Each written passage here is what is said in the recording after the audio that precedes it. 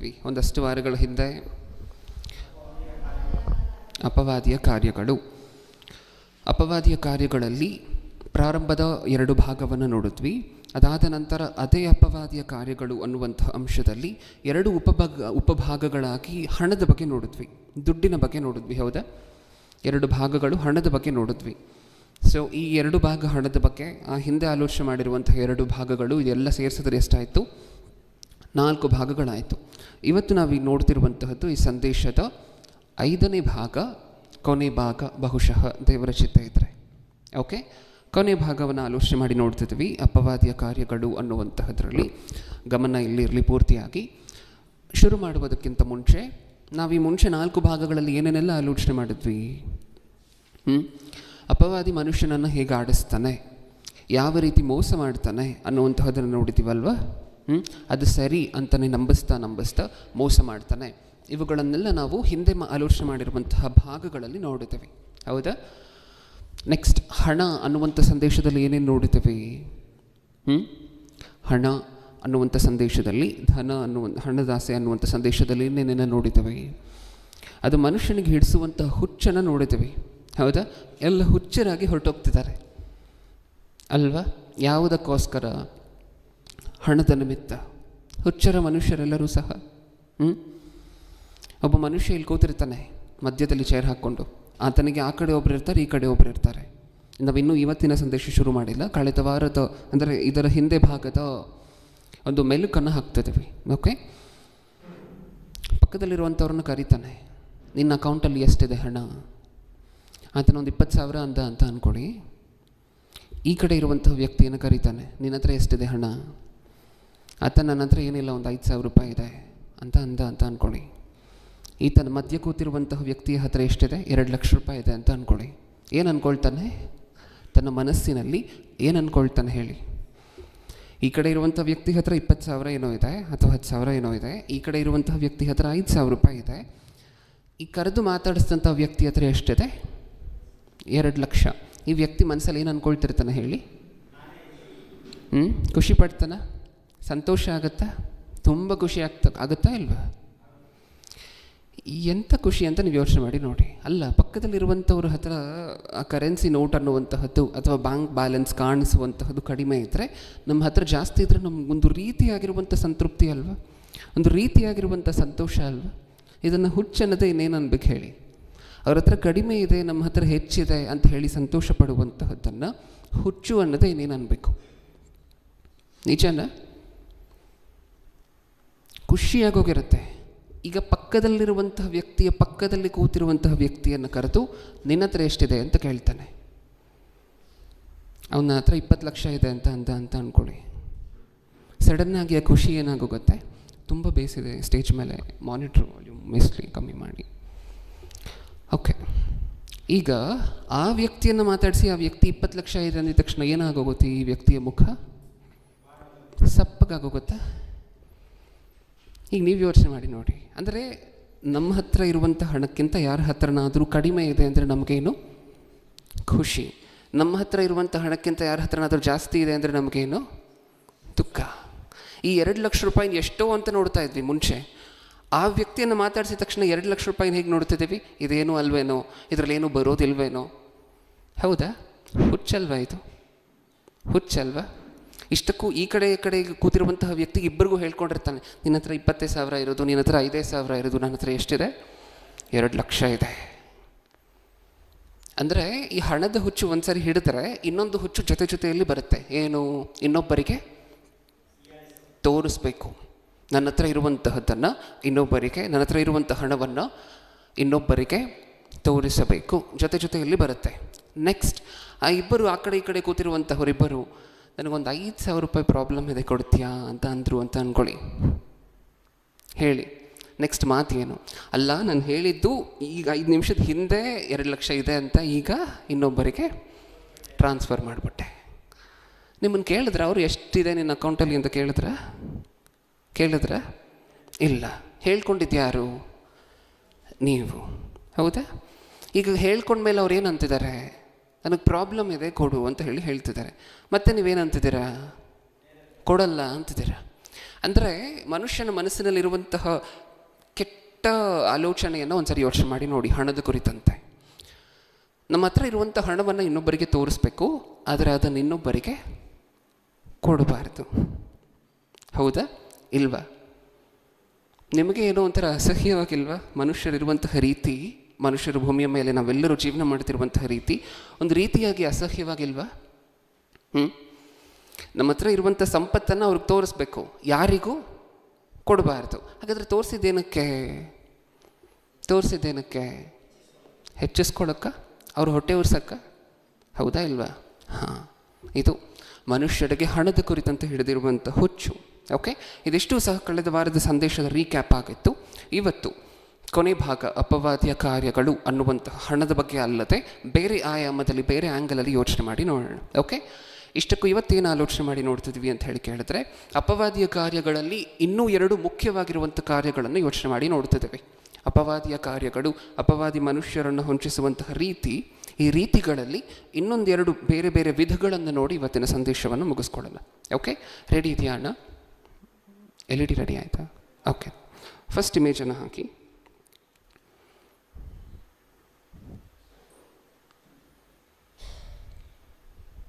ನಮಗೊಂದು ಬ್ರ್ಯಾಂಡ್ ಇದೆ ಗೊತ್ತಾ?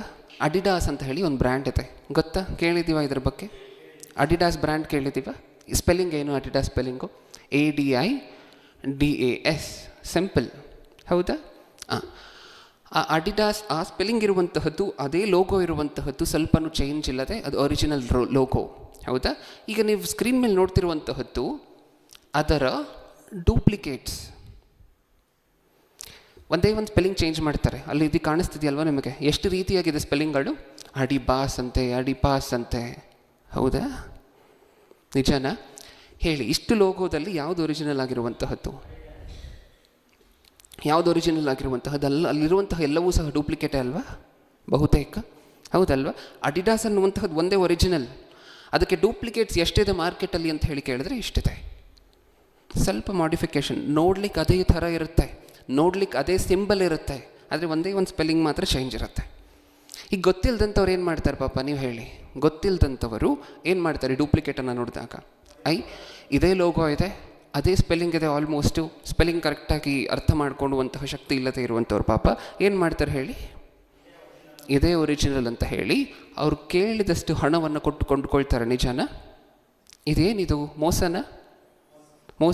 ಇನ್ನೊಬ್ಬರ ಬ್ರ್ಯಾಂಡ್ ನೇಮನ್ನು ತಗೊಂಡು ಅದನ್ನು ಡೂಪ್ಲಿಕೇಟ್ ಮಾಡಿ, ಅದರಲ್ಲಿ ಕಲ್ತಿ ಮಾಡಿ, ಕ್ವಾಲಿಟಿಯನ್ನು ಪೂರ್ತಿ ಕಡಿಮೆ ಮಾಡಿ, ಸ್ಪೆಲ್ಲಿಂಗ್ ಚೇಂಜ್ ಮಾಡಿ ಮಾರಾಟ ಮಾಡುವಂತಹದ್ದು ಕಲ್ತಿನ? ಮೋಸನ? ಹೌದಾ? ಅಂದರೆ ಡೂಪ್ಲಿಕೇಶನ್ ಮಾಡಿ ಜನರನ್ನು ಮೋಸ ಮಾಡ್ತಿದ್ದಾರೆ. ಅದೇ ರೀತಿಯಾಗಿರುವಂತಹ ಸುಳ್ಳಾಗಿರುವಂತಹ ಒಂದು ಪದಾರ್ಥವನ್ನು ಮಾಡಿ ಜನರನ್ನು ಮೋಸ ಮಾಡ್ತಿದ್ದಾರೆ. Next image.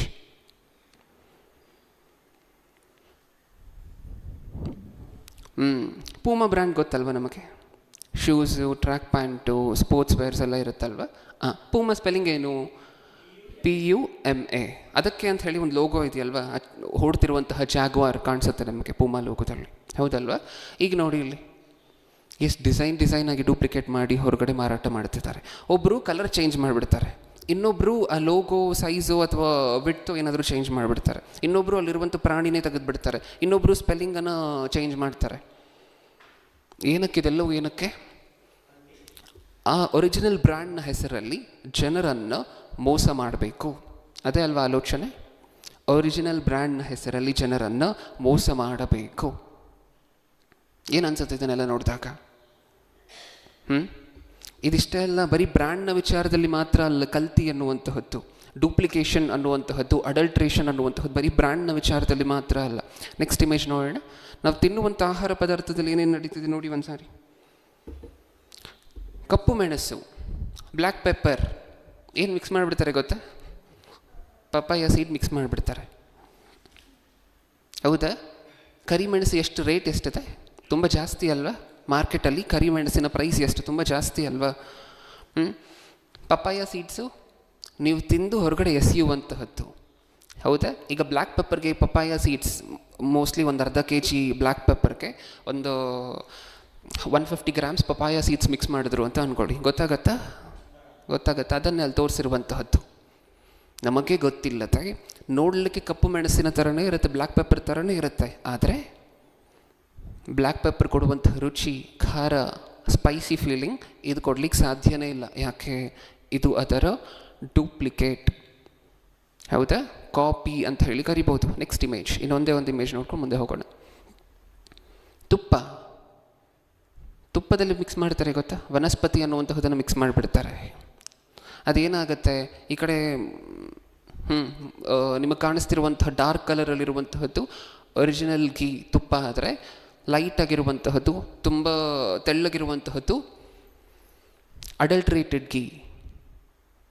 ಅಂದರೆ ನಮ್ಮ ಭಾಷೆಯಲ್ಲಿ ಹೇಳಬೇಕು ಅಂತ ಹೇಳಿದ್ರೆ ಕಲ್ತಿಯಾಗಿರುವಂತಹ ತುಪ್ಪ. ನೋಡ್ಲಿಕ್ಕೆ ತುಪ್ಪದ ಥರನೇ ಇರುತ್ತೆ, ತುಪ್ಪದ ಟೇಸ್ಟೇ ಇರಲ್ಲ, ತುಪ್ಪದ ಸ್ಮೆಲ್ಲೂ ಇಲ್ಲ, ನೋಡ್ಲಿಕ್ಕೆ ಮಾತ್ರ ತುಪ್ಪದ ಥರನೇ ಇರುತ್ತೆ. ಜನರಿಗೆ ಗೊತ್ತಾಗೋದಿಲ್ಲ, ತೊಗೊಂಡು ಯೂಸ್ ಮಾಡ್ಲಿಕ್ಕೆ ಶುರು ಮಾಡ್ತಾರೆ. ಕಡಿಮೆಗೆ ಸಿಗ್ತಿದೆಯಲ್ವಾ ಅಂತ ಹೇಳಿ ತೊಗೊಂಡು ಯೂಸ್ ಮಾಡ್ಲಿಕ್ಕೆ ಶುರು ಮಾಡ್ತಾರೆ. ತೆಗೆದ್ಬಿಡಿ ಅಣ್ಣ. ಓಕೆ, ಈಗ ನೀವು ನೋಡಿದಂಥ ಇಷ್ಟು ಇಮೇಜಲ್ಲಿ ಏನು ಅರ್ಥ ಆಯಿತು ನಮಗೆ? ಕಲ್ತಿ ಅನ್ನುವಂಥದ್ದು ಯಾವಾಗಲೂ ಹೇಗಿರುತ್ತೆ? ಒರಿಜಿನಲ್ ಹೇಗಿರುತ್ತೋ ಅದರ ಲಕ್ಷಣಗಳನ್ನು ಉಪಯೋಗ ಮಾಡಿಕೊಂಡು ಕಲ್ತಿ ಮಾಡ್ತಾರೆ. ಒಳಗಡೆ ನೋಡಿದ್ರೆ ಪೂರ್ತಿಯಾಗಿ ಟೊಳ್ಳು, ಹೌದಲ್ವಾ? ಹಾಲೋ ಅಂತ ಹೇಳಿ ಕರಿತೇವೆ. ಟೊಳ್ಳಾಗಿರುತ್ತೆ, ಒಳಗಡೆ ಪದಾರ್ಥ ಏನೂ ಇರೋದಿಲ್ಲ, ಮೇಲ್ಗಡೆ ಮಾತ್ರ ಒರಿಜಿನಲ್ ಹೇಗಿರುತ್ತೋ ಹಾಗೆ ಇರುತ್ತೆ. ಈಗ ಅಪವಾದಿಯ ಕಾರ್ಯಗಳಲ್ಲಿ ಎರಡು ನೋಡೋಣ ಅಂತ ಹೇಳಿದ್ನಲ್ವ ಇವತ್ತು. ಅದರಲ್ಲಿ ಮೊದಲನೆಯದು ಏನು ದೇವರು ಏನೇನೆಲ್ಲ ಮಾಡಿದಾರೋ ಅದನ್ನೆಲ್ಲ ಕಾಪಿ ಮಾಡ್ಕೊಂಡು ಬರುವಂತಹದ್ದು ಅಪವಾದಿಯ ಸ್ವಭಾವ. ಆದಿಯಿಂದಲೂ ಸಹ ದೇವರು ಏನೇನೆಲ್ಲ ಮಾಡಿದಾರೋ ಈ ಪ್ರಪಂಚದಲ್ಲಿ ಅದೆಲ್ಲವನ್ನು ಕಾಪಿ ಮಾಡ್ತಾ ಅದಕ್ಕೆ ಡೂಪ್ಲಿಕೇಟನ್ನು ತಯಾರಿಸ್ತಾ ಬರುವಂತಹದ್ದು ಅಪವಾದಿಯ ಸ್ವಭಾವ. ತಂದೆ ಮಗ ಪರಿಶುದ್ಧಾತ್ಮರು ಗೊತ್ತಲ್ವ ನಮಗೆ? ಒಂದೇ ಆತ್ಮದಿಂದ ಕೆಲಸಗಳ ನಿಮಿತ್ತ ಮೂವರಾಗಿ ವಿಭಜಿಸಲ್ಪಟ್ಟಿರುವಂತಹ ಆತ್ಮಗಳಲ್ವ ತಂದೆ ಮಗ ಪರಿಶುದ್ಧಾತ್ಮರು, ಹೌದಲ್ವಾ? ಓಕೆ, ಈ ಮೂವರು ಅವರವರ ಕೆಲಸಗಳು ಬೇರೆ, ಅವರವರ ಕಾರ್ಯಗಳು ಬೇರೆ. ಇದೇ ರೀತಿಯಾಗಿ ಫಸ್ಟ್ ಕಾಪಿ ಕ್ರಿಯೇಟ್ ಮಾಡಿದ್ದಾನೆ ಗೊತ್ತಾ ಅಪವಾದಿ? ತನ್ನ ಸಾಮ್ರಾಜ್ಯದಲ್ಲೂ ಈ ಟ್ರಿನಿಟಿ ಮೂವರು ಅಂತ ಏನಿದಾರೋ ಕ್ರಿಸ್ತನ ಸಾಮ್ರಾಜ್ಯದಲ್ಲಿ, ಅದೇ ರೀತಿ ಅಪವಾದಿನೂ ಸಹ ತನ್ನ ಸಾಮ್ರಾಜ್ಯದಲ್ಲಿ ಫಸ್ಟ್ ಕಾಪಿ ಕ್ರಿಯೇಟ್ ಮಾಡಿದ್ದಾನೆ. ನೋಡೋಣ ಒಂದ್ಸಾರಿ. ಪ್ರಕಟಣೆ ಗ್ರಂಥ 16ನೇ ಅಧ್ಯಾಯ, ಪ್ರಕಟಣೆ ಗ್ರಂಥ 16ನೇ ಅಧ್ಯಾಯ 13ನೇ ವಚನ. ಮತ್ತು ಘಟಸರ್ಪ, ಮೃಗ, ಸುಳ್ಳು ಪ್ರವಾದಿ ಇವರ ಬಾಯಿಗಳಿಂದ ಕಪ್ಪೆಗಳಂತಿದ್ದ 3 ಅಶುದ್ಧಾತ್ಮಗಳು ಬರುವುದನ್ನು ಕಂಡೆನು. ಮತ್ತು ಘಟಸರ್ಪ, ನಂಬರ್ 1 ಘಟಸರ್ಪ, ಸೆಕೆಂಡ್ 1 ಮೃಗ, ಥರ್ಡ್ 1 ಸುಳ್ಳು ಪ್ರವಾದಿ. ಎಷ್ಟು ಜನ ಸಿಕ್ಕಿದ್ರು? ಎಷ್ಟು ಆತ್ಮಗಳು ಸಿಕ್ಕಿದ್ರು? ಎಷ್ಟು ದುಷ್ಟಾತ್ಮಗಳು ಸಿಕ್ಕಿದ್ರು ನಮಗಿಲ್ಲಿ? 3. ಯಾರ್ಯಾರಂತೆ? ಘಟಸರ್ಪ, ಮೃಗ, ಸುಳ್ಳು ಪ್ರವಾದಿ. ಇದರ ಬಾಯಿಯೊಳಗಿಂದ ಕಪ್ಪೆಗಳಂತಿರುವ 3 ಅಶುದ್ಧಾತ್ಮಗಳು ಬರುವುದನ್ನು ಕಂಡೆನು. ಇಷ್ಟಕ್ಕೂ ನಾವು ತಂದೆ ಮಗ ಪರಿಶುದ್ಧಾತ್ಮರ ಬಗ್ಗೆ ಅಲ್ವಾ ಮೂವರು ಅಂತ ಮಾತಾಡ್ಕೊಳ್ಳುವಂತಹದ್ದು. ಈ ಸಾಮ್ರಾಜ್ಯದಲ್ಲೂ, ಈ ದುಷ್ಟನ ಸಾಮ್ರಾಜ್ಯದಲ್ಲೂ ಎಷ್ಟು ಜನ ರೆಡಿ ಇದ್ದಾರಂತೆ? 3 ಜನ ಅಶುದ್ಧಾತ್ಮಗಳಿದ್ದಾರಂತೆ, 3 ಅಶುದ್ಧಾತ್ಮಗಳು. ಈ 3 ಕೆಲಸಗಳೇನೇನು ಗೊತ್ತಾ? ನಿಜವಾಗ್ಲೂ ಹೇಳಬೇಕು ಅಂತ ಹೇಳಿದ್ರೆ ಅಲ್ಲಿ ತಂದೆ ಮಗ ಪರಿಶುದ್ಧಾತ್ಮರು ಏನು ಕೆಲಸ ಮಾಡ್ತಾರೋ ಅವರವರ ಕೆಲಸಗಳೇನೋ ಎಕ್ಸಾಕ್ಟಾಗಿ ಆಪೋಸಿಟ್ ಆಗಿ 3 ಸಹ ಹಂಚ್ಕೊಂಡು ಮಾಡ್ತಿದ್ದಾರೆ ಕೆಲಸವನ್ನು. ಘಟಸರ್ಪ ಪ್ರಾರಂಭದಿಂದ ಇಡುವಂತಹ ಆದಿ ಘಟಸರ್ಪ ತಂದೆಯಾಗಿರುವಂತಹ ದೇವರಿಗೆ ವಿರುದ್ಧವಾಗಿರುವಂಥ ಕೆಲಸಗಳನ್ನು ನಡೆಸಿದ್ರೆ, ಇಲ್ಲಿರುವಂತಹ ಮೃಗ ಯೇಸು ಕ್ರಿಸ್ತರಿಗೆ ವಿರುದ್ಧವಾಗಿರುವಂಥ ಕೆಲಸಗಳನ್ನು ನೋಡ್ಕೊಳ್ಳುತ್ತೆ. ನೆಕ್ಸ್ಟ್ ಕೊನೆಯದಾಗಿ ಯಾರನ್ನು ನೋಡ್ಕೊಂಡ್ವಿ? ಸುಳ್ಳು ಪ್ರವಾದಿ. ಯಾರಿಗೆ ವಿರುದ್ಧವಾಗಿರುವಂತಹದನ್ನು ಇದು ನೋಡ್ಕೊಳ್ಳುತ್ತೆ? ಪವಿತ್ರಾತ್ಮರು. ಯಾಕೆಂದರೆ ಪವಿತ್ರಾತ್ಮರ ಕೆಲಸನೇ ವಾಕ್ಯವನ್ನು, ಮೊದಲನೇ ಶತಮಾನದಿಂದ ಪರಿಶುದ್ಧಾತ್ಮರ ಕೆಲಸ ಏನು? ವಾಕ್ಯವನ್ನು ಪರಿಪೂರ್ಣಗೊಳಿಸುವಂತಹದ್ದು, ನೆಕ್ಸ್ಟ್ ಸ್ಥಿರಪಡಿಸುವಂತಹದ್ದು, ಅದು ಮನುಷ್ಯರಿಗೆ ಅರ್ಥ ಆಗುವಂತೆ ಅವರ ಜೀವನದಲ್ಲಿ ಅಳವಡಿಸ್ಕೊಳ್ಳುವಂತೆ ಸಹಾಯ ಮಾಡುವಂತಹದ್ದು ದೀಕ್ಷಾ ಸ್ನಾನ ತಗೊಂಡ ನಂತರ, ಹೌದಲ್ವಾ? ಇದಕ್ಕೆ ತದ್ವಿರುದ್ಧವಾಗಿರುವಂಥ ಕೆಲಸವನ್ನು ಯಾರು ಮಾಡ್ತಿದ್ದಾರೆ? ಸುಳ್ಳು ಪ್ರವಾದಿ. ಎಷ್ಟು ಚೆನ್ನಾಗಿದೆ ಅಲ್ವಾ? ಅಡಿಡಾಸ್ ಏನೇನೂ ಅಲ್ಲ ಅಲ್ವಾ? ಅಡಿಡಾಸ್ನ ಡೂಪ್ಲಿಕೇಟ್ ಮಾಡಿದ್ರಲ್ವಾ, ಅವ್ರ ತಲೆ ಏನೇನೂ ಅಲ್ಲ ಅಲ್ವಾ? ಈ ಅಪವಾದಿಯ ತಲೆಯನ್ನು ನೋಡಿದಾಗ, ನೀವು ಈ ಅಪವಾದಿಗಿರುವಂಥ ಬುದ್ಧಿಯನ್ನು ನೋಡಿದಾಗ, ಕಲ್ತಿ ಮಾಡುವಂಥವರಿಗೆ ನಿಜವಾಗ್ಲೂ ಹೇಳಬೇಕಾದ್ರೆ ತಂದೆ ಅಂತ ಕರಿಬೋದು. ಯಾರನ್ನು? ಅಪವಾದಿಯನ್ನು. ಇವರೆಲ್ಲ ಇವಾಗ ಮಾಡ್ತಿದ್ದಾರೆ ಕಲ್ತಿ, ಇವಾಗ ಮಿಕ್ಸ್ ಮಾಡ್ತಿದ್ದಾರೆ ತುಪ್ಪದಲ್ಲಿ ವನಸ್ಪತಿ, ಇವಾಗ ಮಿಕ್ಸ್ ಮಾಡ್ತಿದ್ದಾರೆ ಮೆಣಸಲ್ಲಿ ಪಪಾಯ ಸೀಡ್ಸನ್ನು. ಅಪವಾದಿ ಯಾವಾಗ ಮಾಡಿದ ಈ ಕೆಲಸವನ್ನು? ಪ್ರಾರಂಭದಿಂದಲೇ ಮಾಡ್ತಾ ಮಾಡ್ತಾ ಮಾಡ್ತಾ ಬರ್ತಾನೆ ಇದ್ದಾನೆ. ಅಲ್ಲಿ 3 ಇದ್ದಾರಾ, ಇಲ್ಲೂ 3 ಇರಬೇಕು. ಇನ್ನೂ ಏನೇನು ಡೂಪ್ಲಿಕೇಟ್ ಮಾಡ್ತಿದ್ದಾನೆ ಗೊತ್ತಾ? ಯಾರಾದರೂ ಒಬ್ರು ನೋಟ್ ಮಾಡ್ಕೊಳ್ಳಿ, ಸಂದೇಶದ ಕೊನೆಯಲ್ಲಿ ಒಂದ್ಸರಿ ಸಮರೈಸ್ ಮಾಡೋಣ, ಎಷ್ಟು ಡೂಪ್ಲಿಕೇಟ್ ಆಗಿರುವಂಥ ಐಟಮ್ಸ್ ಇದೆ ಅನ್ನುವಂಥದ್ದನ್ನು ನೋಟ್ ಮಾಡ್ಕೊಳ್ಳಿ ಯಾರಾದರೂ. ಇದು ನಾವು ನೋಡಿದಂತಹ ಪ್ರಪ್ರಥಮವಾಗಿರುವಂಥ ವಿಚಾರ. ಇವಾಗ ನಾವು ನೋಡಿದಂತಹ ಟ್ರಿನಿಟಿ ಕಾನ್ಸೆಪ್ಟ್ ಏನಿದೆ ಅದು ಪ್ರಪ್ರಥಮವಾಗಿರುವಂಥ ವಿಚಾರ. ಪಾಯಿಂಟ್ ನಂಬರ್ 2, ಕೊರಿಂಥದವರಿಗೆ ಬರೆದ 2ನೇ ಪತ್ರಿಕೆ, ಕೊರಿಂಥದವರಿಗೆ ಬರೆದ 2ನೇ ಪತ್ರಿಕೆ 11ನೇ ಅಧ್ಯಾಯ 14ನೇ ವಚನ. ಇಷ್ಟಕ್ಕೂ ಇದನ್ನು ಓದುವುದಕ್ಕಿಂತ ಮುಂಚೆ ಬೆಳಕು ಅಂದರೆ ಯಾರು? ಬೆಳಕು ಯಾರಿಗೆ ಹೋಲಿಸಲ್ಪಟ್ಟಿರುವಂತಹ ವಿಚಾರ? ದೇವರಿಗೆ, ಯೇಸುಕ್ರಿಸ್ತರಿಗೆ. ನಿಜ ಹೇಳಬೇಕು ಅಂದರೆ ಯೇಸುಕ್ರಿಸ್ತರನ್ನು ಹಿಂಬಾಲಿಸಿ ನಡೆಯುವಂತಹ ನಾವು ಸಹ ಲೋಕಕ್ಕೇನು ಬೆಳಕು. ಅಪವಾದಿ ಏನು ವೇಷ ಹಾಕ್ಕೊಂಡಿದ್ದಾನಂತೆ ಹಾಕಿದ್ರೆ? ಕೊರಿಂಥದವರಿಗೆ ಬರೆದ 2ನೇ ಪತ್ರಿಕೆ 11:14. ಇದೇನು ಆಶ್ಚರ್ಯವಲ್ಲ, ಸೈತಾನನು ತಾನೇ ಪ್ರಕಾಶ ರೂಪವುಳ್ಳ ದೇವದೂತನ ವೇಷವನ್ನು ಹಾಕಿಕೊಳ್ಳುವಾಗ ಅವನ ಸೇವಕರು ಸಹ ನೀತಿಗೆ ಸೇವಕರಾಗಿ ಕಾಣಿಸುವುದಕ್ಕೆ ವೇಷ ಹಾಕಿಕೊಳ್ಳುವುದು ದೊಡ್ಡದಲ್ಲ. ಸೈತಾನನು ತಾನೇ ಪ್ರಕಾಶವುಳ್ಳ ದೇವದೂತನ ವೇಷವನ್ನು ಹಾಕಿಕೊಳ್ಳುವಾಗ ಯಾವ ವೇಷ ಹಾಕ್ಕೊಂಡಿದ್ದಾನೆ? ಪ್ರಕಾಶವುಳ್ಳ, ಬೆಳಕಿನಂತಿರುವ, ಪ್ರಕಾಶವುಳ್ಳ ಅಂದರೆ ಹೊಳೆಯುವಂತಹ ಬೆಳಕಿನಂತಿರುವ ಪ್ರಕಾಶವುಳ್ಳ ದೇವದೂತರ ವೇಷವನ್ನು ಹಾಕ್ಕೊಂಡಿದ್ದಾನಂತೆ. ಹಂಗೆ ಬರ್ಬೋದಲ್ವಾ? ವೇಷ ಯಾಕೆ ಹಾಕ್ಕೊಬೇಕು ಹೇಳಿ? ಹಂಗೆ ಬರ್ಬೋದಾ ಇಲ್ವಾ? ವೇಷ ಯಾಕೆ ಹಾಕ್ಕೊಬೇಕು? ವೇಷ ಯಾಕೆ ಹಾಕ್ಕೊಬೇಕು? ನೀವು ನಂಬ್ತೀರಾ? ಅಪವಾದಿ ಹಾಗೆ ಬಂತು ಅಂತ ಅಂದ್ಕೊಳ್ಳಿ, ಗಾಡ್ಜಿಲ್ಲಾ ಥರನೋ ಡೈನೋಸಾರ್ ಥರನೋ ಬಂತು ಅಂತ ಅಂದ್ಕೊಳ್ಳಿ. ಬಾಯಿ ಗೊರ್ರ ಅಂತ ಓಪನ್ ಮಾಡಿತು ಅಂತ ಅಂದ್ಕೊಳ್ಳಿ, ದೊಡ್ಡ ಶಬ್ದದಿಂದ. ನಾವು ನಂಬ್ತೀವ ಅಪವಾದಿಯನ್ನು? ನಂಬ್ತೀವ? ಇಲ್ಲ. ನಾವು ನಂಬಬೇಕು ಅಂದರೆ ಆತನ ಏನು ಮಾಡಬೇಕು? ಅಲ್ಲಿ ಶೂಸನ್ನು ಅಡಿಡಾಸ್ ಬ್ರ್ಯಾಂಡ್ ಇಲ್ಲದೆ ಅವ್ರದ್ದೇ ಯಾವುದೋ ಇಷ್ಟ ಇರುವಂತಹ, ಅವ್ರಿಗೆ ಇಷ್ಟ ಬಂದಿರುವಂಥ ಯಾವುದೋ ಒಂದು ಹೊಸ ಬ್ರ್ಯಾಂಡಿಂದ ಮಾರಾಟ ಮಾಡ್ತಿದ್ದಾರೆ ಅಂತ ಅಂದ್ಕೊಳ್ಳಿ ರಸ್ತೆಗಳಲ್ಲಿ. ತೊಗೊಳ್ತಾರೆ ಯಾರಾದರೂ? ತೊಗೊಳ್ತಾರೆ? ಕಮ್ಮಿ ಅಲ್ವಾ ಸೇಲ್? ಆದರೂ ತುಂಬ ಕಡಿಮೆ ಸೇಲ್ ಆಗುತ್ತೆ. ಅದೇ ಅಡಿಡಾಸ್ ಬ್ರ್ಯಾಂಡನ್ನು ಡೂಪ್ಲಿಕೇಟ್ ಮಾಡಿ ಸೇಲ್ ಮಾಡಿದ್ರೆ ಅದು ಯಾರ್ಯಾರಿಗೆ ಗೊತ್ತಾಗೋದಿಲ್ವೋ ಎಲ್ಲರೂ ತೊಗೊತಾರೆ ಬಂತು. ಇಲ್ಲಿ ವೇಷ ಹಾಕ್ಕೊಳ್ಲಿಕ್ಕೆ ಕಾರಣ ಅದೇ. ಮೊದಲನೇದಾಗಿ ತಂದೆ ಮಗ ಪರಿಶುದ್ಧಾತ್ಮರಿಗೆ ತದ್ವಿರುದ್ಧವಾಗಿರುವಂತಹ ಕೆಲಸಗಳನ್ನು ಮಾಡಲಿಕ್ಕೆ 3 ಆತ್ಮಗಳನ್ನು ರೆಡಿ ಮಾಡ್ದ. ನೆಕ್ಸ್ಟ್ ಈಗ ನಾವು ನೋಡ್ತಿರುವಂತಹದ್ದು ಪ್ರಕಾಶವುಳ್ಳ ದೈವದೂತರ ವಸ್ತ್ರವನ್ನು, ವೇಷವನ್ನು ಹಾಕ್ಕೊಂಡಿದ್ದಾನಂತೆ. ಇದು ಅಪವಾದಿ ಮಾಡಿರುವಂತಹ 2ನೇ ಡೂಪ್ಲಿಕೇಶನ್. ಹೌದಾ? 3ನೇದಾಗಿ ಮತ್ತಾಯನು ಬರೆದ ಸುವಾರ್ತೆ. ಇನ್ನೂ ಯಾರ್ಯಾರಿದ್ದಾರಂತೆ ಡೂಪ್ಲಿಕೇಟ್ ಜನರು ಈತನ ಸಾಮ್ರಾಜ್ಯದಲ್ಲಿ? ಮತ್ತಾಯನು ಬರೆದ ಸುವಾರ್ತೆ 24ನೇ ಅಧ್ಯಾಯ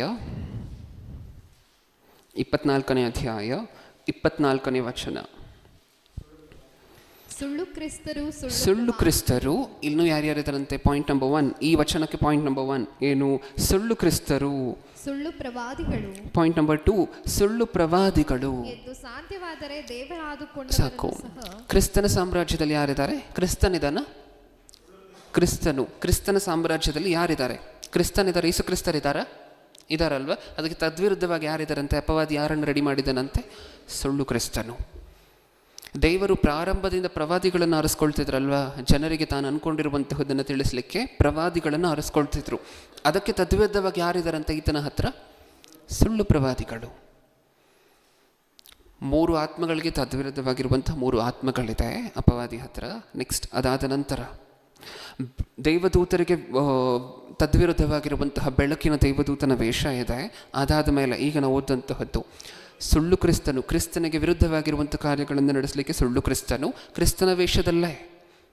ಆಮೇಲೆ ಪ್ರವಾದಿಗಳಿಗೆ ವಿರುದ್ಧವಾಗಿರುವಂತಹ ವೇಷವನ್ನು ಹಾಕ್ಕೊಂಡಿರುವಂತಹ, ಪ್ರವಾದಿಗಳ ವೇಷವನ್ನು ಹಾಕ್ಕೊಂಡು ವಿರುದ್ಧವಾಗಿರುವಂಥ ಕೆಲಸಗಳನ್ನು ನಡೆಸ್ತಿರುವಂತಹ ಸುಳ್ಳು ಪ್ರವಾದಿಗಳು. ಗ್ಯಾಂಗೇ ಇದೆಯಂತೆ ಸುಳ್ಳು ಪ್ರವಾದಿಗಳು ಅಂತ ಬರೆಸಿದಾರಲ್ಲ, ಅದಕ್ಕೆ ಸುಳ್ಳು ಪ್ರವಾದಿ ಅಲ್ಲ, ಪ್ರವಾದಿಗಳು. ದೊಡ್ಡ ಗ್ರೂಪ್ ಇದೆ, ದೊಡ್ಡ ಗ್ರೂಪನ್ನು ರೆಡಿ ಮಾಡ್ಕೊಂಡು ಇಟ್ಕೊಂಡಿದ್ದಾನೆ. ಇದೆಲ್ಲ ಇದೆಯಾ? ಇನ್ನು ಎಷ್ಟು ಯೋಚನೆ ಮಾಡ್ತಿದ್ದಾನೆ ನೋಡಿ ಒಂದ್ಸಾರಿ. R&D ಅಂತ ಹೇಳಿ ಕರಿತೀವಿ, ರಿಸರ್ಚ್ ಆ್ಯಂಡ್ ಡೆವಲಪ್ಮೆಂಟ್. ಒಂದು ಕಂಪನಿ ಇದೆ ಅಂತ ಹೇಳಿದ್ರೆ, ಆ ಕಂಪನಿ ತನ್ನ ಪ್ರಾಡಕ್ಟ್ ಸೇಲ್ ಆಗಬೇಕು ಅಂತ ಹೇಳಿದ್ರೆ R&D ಡಿವಿಷನ್ ಅಂತ ಹೇಳಿ ಸಪ್ರೇಟಾಗಿ ಒಂದು ಟೀಮ್ ಇರುತ್ತೆ ಆ ಕಂಪನಿಯಲ್ಲಿ. ದೊಡ್ಡ ದೊಡ್ಡ ಇಂಜಿನಿಯರ್ಗಳನ್ನ, ದೊಡ್ಡ ದೊಡ್ಡ ಅಡ್ವೈಸರ್ಗಳನ್ನು ಏನಕ್ಕೋಸ್ಕರ ಆ ಟೀಮಲ್ಲಿ ಇಟ್ಕೊಂಡಿರ್ತಾರೆ ಅಂತ ಹೇಳಿದ್ರೆ ಅವ್ರ ಕೆಲಸ ಏನು ಗೊತ್ತಾ, ಈ ಕಂಪನಿಯ ಪ್ರಾಡಕ್ಟ್ಸನ್ನು ಹೆಂಗೆ ಸೇಲ್ ಮಾಡುವಂತಹದ್ದು, ಸೇಲ್ ಹೆಂಗೆ ಇನ್ಕ್ರೀಸ್ ಮಾಡುವಂತಹದ್ದು, ಅಷ್ಟನ್ನು ಮಾತ್ರ ಕೂತ್ಕೊಂಡು ಯೋಚನೆ ಮಾಡ್ತಿರ್ತಾರೆ. ಅವರಿಗೆ ಸಂಬಳ ಕೊಟ್ಟು ಒಂದು ಕಂಪನಿ ಕೆಲಸಕ್ಕೆ ಇಟ್ಕೊಂಡಿರ್ತಾರೆ. ಏನು ಇವ್ರ ಕೆಲಸ? ಇವ್ರು ಹೊರಗಡೆ ಹೋಗೋದಿಲ್ಲ, ಯಾವ ಪ್ರಾಡಕ್ಟನ್ನು ಸೇಲ್ ಮಾಡೋದಿಲ್ಲ, ಏನು ಕೆಲಸನೂ ಮಾಡೋದಿಲ್ಲ. ಇವ್ರ ಕೆಲಸ ಏನು? ರಿಸರ್ಚ್ ಮಾಡಬೇಕು. ರಿಸರ್ಚ್ ಮಾಡಿ ಹೊಸ ಹೊಸ ಪ್ರಾಡಕ್ಟ್ಸನ್ನು, ಹೊಸ ಹೊಸ ಐಡಿಯಾಸನ್ನು ಡೆವಲಪ್ ಮಾಡಿ ಹೇಗೆ ನಮ್ಮ ಪ್ರಾಡಕ್ಟು ಎಲ್ಲರಿಗೂ ತಲುಪುವಂತೆ ಆಗುತ್ತೆ, ಹೇಗೆ ಸೇಲ್ ಜಾಸ್ತಿ ಆಗುತ್ತೆ, ಇದನ್ನು ಕೂತ್ಕೊಂಡು ಯೋಚನೆ ಮಾಡ್ತಾ ಇರ್ತಾರೆ. ಅಪವಾದಿಯ ಸಾಮ್ರಾಜ್ಯದಲ್ಲಿ ಯಾರ್ಯಾರಿದ್ದಾರೆ? ಈ ರೀತಿ ಮಾಡುವಂಥವರೆಲ್ಲ ಇದ್ದಾರೆ. ಹೆಂಗೆ ಮಾಡಿದ್ರೆ ಹೆಚ್ಚು ಜನರನ್ನು ಪಾತಾಳಕ್ಕೆ ಕರ್ಕೊಂಡು ಹೋಗ್ಬೋದು, ಹೆಂಗೆ ಮಾಡಿದ್ರೆ ಹೆಚ್ಚು ಜನರನ್ನು ದೇವರಿಗೆ ದೂರ ಮಾಡ್ಬೋದು. ನಾವೇ ಹೋಗಿ ಅಪವಾದಿಯ ದೂತರ ಗುಂಪೇ ಬಂದು ನಮ್ಮನ್ನು ನಂಬಿ ಅಂದರೆ ಯಾರಾದರೂ ನಮ್ಮ ಥರ ಪ್ರಪಂಚದಲ್ಲಿ ಯಾರೂ ನಂಬೋದಿಲ್ಲ. ಅದಕ್ಕೆ ಬೆಸ್ಟ್ ಏನು? ದೇವರು ಏನೇನು ಮಾಡಿದಾರೋ, ದೇವರು ಏನೇನು ಸ್ಥಾಪಿಸಿದಾರೋ, ಯೇಸುಕ್ರಿಸ್ತರು ಏನೇನು ಮಾಡಿದಾರೋ, ಏನೇನು ಸ್ಥಾಪಿಸಿದಾರೋ ಮೊದಲನೇ ಶತಮಾನದಲ್ಲಿ, ಅದಕ್ಕೆ ತದ್ವಿರುದ್ಧವಾಗಿರುವಂಥವುಗಳನ್ನು ಮಾಡಿದರೆ ಸಾಕಲ್ವ? ಹೆಚ್ಚು ಜನರು ಬಂದು ಆ ಕಡೆ ಹೊರಟು ಹೋಗ್ತಾರಲ್ವ. ಎಲೆಕ್ಷನ್ ನಡೀತಿರುತ್ತೆ. ಒಂದು ಎಕ್ಸಾಂಪಲ್ನ ಮಾತಾಡ್ಕೋಬೇಕು ಅಂತ ಹೇಳಿದ್ರೆ, ಈ ಕಾನ್ಸ್ಟಿಟ್ಯೂನ್ಸಲ್ಲಿ ನನಗೆ ಗೊತ್ತಿಲ್ಲ ಯಾರು MLA ಅಂತ, ಗೋವಿಂದಪ್ಪನೋ ಯಾರೋ ನಿಂತಿದ್ದಾರೆ ಅಂತ ಅಂದ್ಕೊಳ್ಳಿ ಕ್ಯಾಂಡಿಡೇಟ್ ಆಗಿ.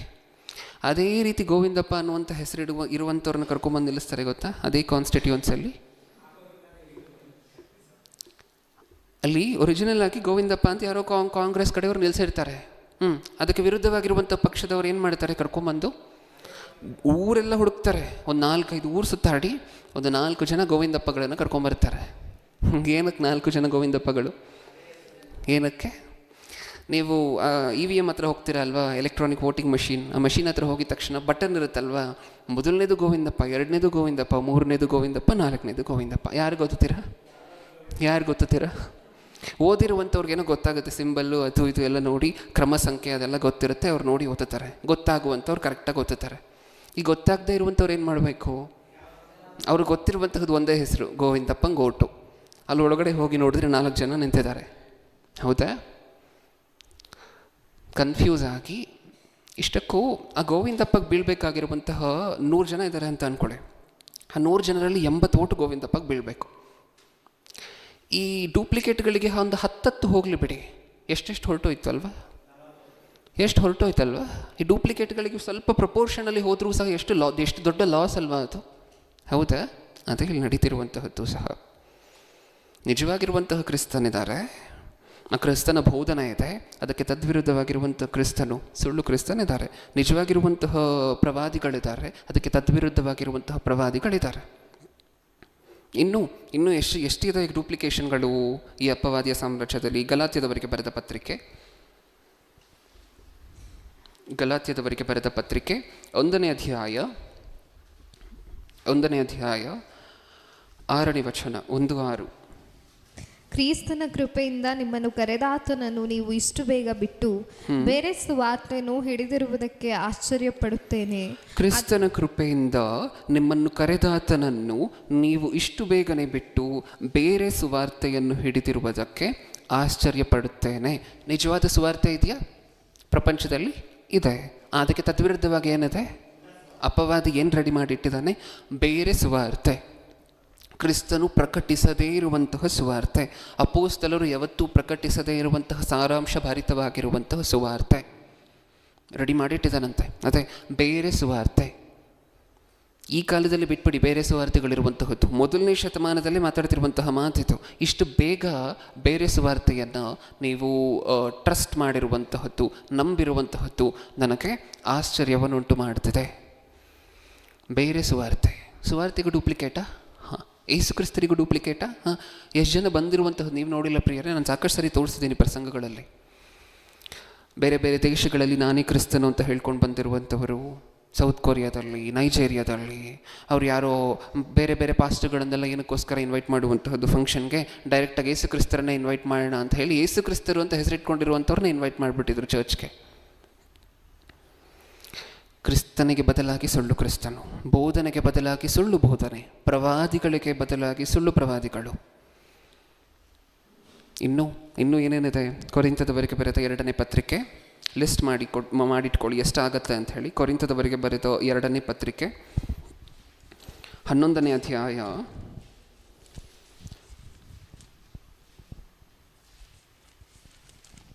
13ನೇ ವಚನ. ಆದರೆ ಅಂಥವರು ಸುಳ್ಳು ಅಪೋಸ್ತಲರು, ಮೋಸಗಾರರಾದ ಕೆಲಸದವರು, ಕ್ರಿಸ್ತನ ಅಪೋಸ್ತಲರಾಗಿ ಕಾಣಿಸುವುದಕ್ಕೆ ವೇಷ ಹಾಕಿಕೊಳ್ಳುವವರು ಆಗಿದ್ದಾರೆ. ನೀವು ಹೀಗೆ ಹಿಂದೆ ಓದಿದ್ರಲ್ವ ವಚನ, ಅದರಲ್ಲಿ ಯಾರ್ಯಾರು ಕಾಣಿಸಿದ್ರು ನಿಮಗೆ? ಸುಳ್ಳು ಕ್ರಿಸ್ತನು, ಆಮೇಲೆ ಸುಳ್ಳು ಪ್ರವಾದಿಗಳು. ಅಪೋಸ್ತಲರು ಅನ್ನುವಂಥ ಪದ ನಾವು ಅಲ್ಲಿ ನೋಡಿಲ್ಲ, ಅದಕ್ಕೆ ಇಲ್ಲಿ ನೋಡುತ್ತಿದ್ದೇವೆ. ಇನ್ನೂ ಯಾರಿದಾರಂತೆ? ಆದರೆ ಅಂಥವರು ಸುಳ್ಳು ಅಪೋಸ್ತಲರು, ಮೋಸಗಾರರಾದ ಕೆಲಸದವರು, ಕ್ರಿಸ್ತನ ಅಪೋಸ್ತಲರಾಗಿ ಕಾಣಿಸುವುದಕ್ಕೆ ವೇಷ ಹಾಕಿಕೊಳ್ಳುವರು ಆಗಿದ್ದಾರೆ. ಸುಳ್ಳು ಅಪೋಸ್ತಲರು ಇದ್ದಾರೆ ಈತನ ಹತ್ರ. ಸುಳ್ಳು ಕ್ರಿಸ್ತನು, ಸುಳ್ಳು ಪ್ರವಾದಿಗಳು, ಸುಳ್ಳು ಅಪೋಸ್ತಲರು, ಸುಳ್ಳಾದ ಬೋಧನೆ ಅಲ್ವಾ? ಎಷ್ಟು ದೊಡ್ಡ ಕಲ್ತಿ ನಡೀತಿದೆ ಪ್ರಪಂಚದಲ್ಲಿ. ನೀವು ಅಂಗಡಿಗೆ ಹೋಗಿ ಅವ್ರು 1 kg ನಿಮಗೆ ತೂಕ ಮಾಡಿ ಕೊಡಬೇಕಾಗಿರುವಂತಹದ್ರಲ್ಲಿ ಕೆಳಗಡೆ ಮ್ಯಾಗ್ನೆಟೋ ಏನೋ ಇಟ್ಟು ಒಂದು 20 ಗ್ರಾಮೋ ಅಥವಾ 200 ಗ್ರಾಮೋ ಅವ್ರು ತೊಗೊಂಡು ಇನ್ನೊಂದು 800 ಗ್ರಾಮ್ ನಿಮಗೆ ಕೊಡ್ತಿದ್ದಾರೆ. ನೀವು 1 kg ಹಣವನ್ನು ಕಟ್ಟಿದ್ರೂ ಸಹ ಅದರಲ್ಲಿ 200 ಗ್ರಾಮ್ಸ್ ನಿಮಗೆ ಮೋಸ ನಡೀತದೆ ಅಂದಿದ ತಕ್ಷಣ ನೀವು ಹುಷಾರಾಗಿ ಹೋಗ್ತೀರಾ. ಏನು 200 ಗ್ರಾಮ್ ಎಲ್ಲಿಂದ ಬರಬೇಕು ಅಂತ ಜಗಳಕ್ಕೆ ನಿಂತ್ಕೊಳ್ತೀರಾ ಅಲ್ವಾ? ಇಲ್ಲಿ ಏನು ನಡೀತಿದೆ ಗೊತ್ತಾ? 200 ಗ್ರಾಮು 20 ರೂಪಾಯಿ, 200 ರೂಪಾಯಿ, 2000 ರೂಪಾಯಿ ಎಲ್ಲ ಹೋಗ್ತಿರುವಂತಹದ್ದು ನಮ್ಮ ಜೀವನಗಳೇ ಹೊರಟೋಗ್ತಿದೆ.